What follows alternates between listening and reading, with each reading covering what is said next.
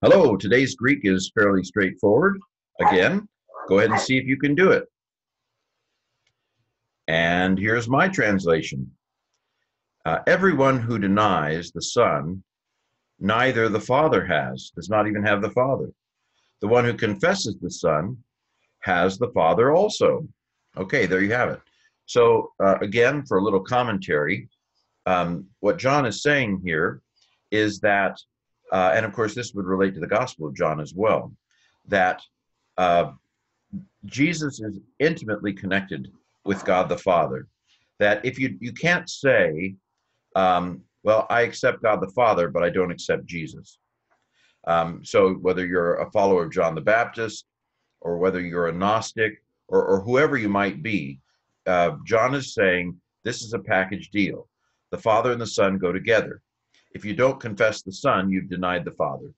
And you can't confess the Father without accepting the Son. So the one who denies the Son does not have the Father, but the one who confesses the Son has the Father also.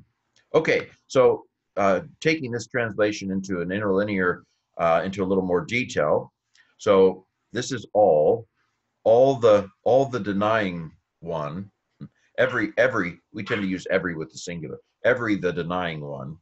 Hopefully you're getting used to this the on a participle as the one who does something. So the one who denies, or in the next line, the one who confesses. This is the same basic construction. The word the on an ing word, the denying one, the confessing one, and then we put it into our Greek computer and it comes out the one who denies or the one who confesses. So everyone who denies the Son, not even the Father has. Okay? It's pretty straightforward. And the one who confesses the Son, also the Father has. When Kai doesn't really work as an and in English, we downshift into either also or even. Those are also translations of Kai.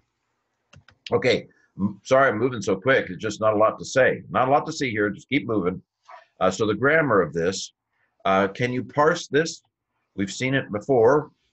We've parsed it before. The os at the end should have you thinking nominative masculine singular. That's like the first noun ending you ever learn, logos, our numenos. So nominative masculine singular.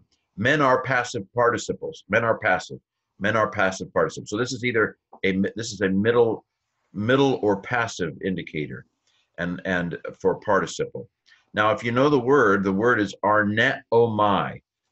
Oh my, this word is deponent, which means that it even though its form is middle or passive, it is translated actively, and we call that kind of a word a deponent word.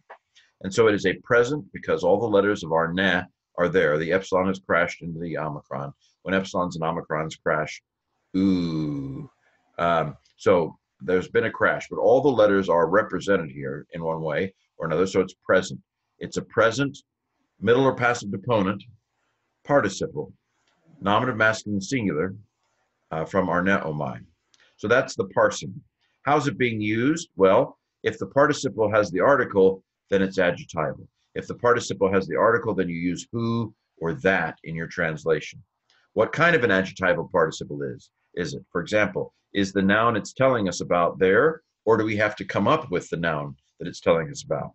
Well, there's no noun it's telling us about here, so we have to come up with it. That means it's substantive. It has to come up with the substance of a noun itself. That's all a bunch of grammar speak that translates into the one who denies. Okay. If we parse this participle, own is like the first participle form we ever learned. It's a nominative masculine singular participle. There's been a crash here because it's the word is homologeo, which means to confess. Now, in this particular case, the etymology of the word is illustrative. It doesn't always work that way, but in this case, I like the etymology because it kind of pictures what the word means. The word means to confess, and if you look at what the parts of the word mean, to speak the same, to agree with. Again, that doesn't work. in reality, because people didn't stop and think about the etymologies of the words they used. They just used words. And so the word basically means confess. But in this case, its etymology is a fun illustration. Okay, so put it all together, and we have a present, because all the letters of the present tense are represented here. No, there's been no added stems to make other tenses. So it's from homologeo. That omega nu, like I said, is the nominative masculine singular participle. So it's a present active participle. It has an article on it, so it's adjectival.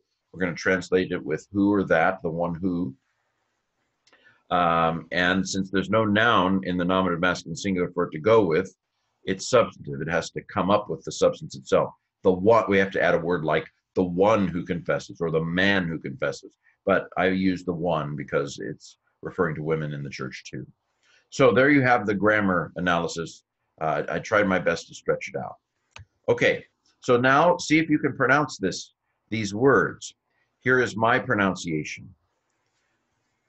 Pas, ho, are numenos, ton, huion, ude, ton, patera, eke.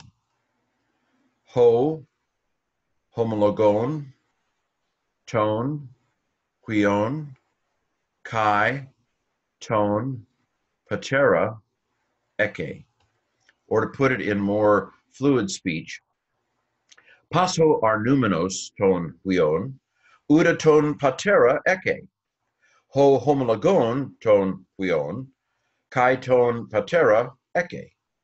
Okay, there you have your Greek for today, 1 John 2 and verse 23.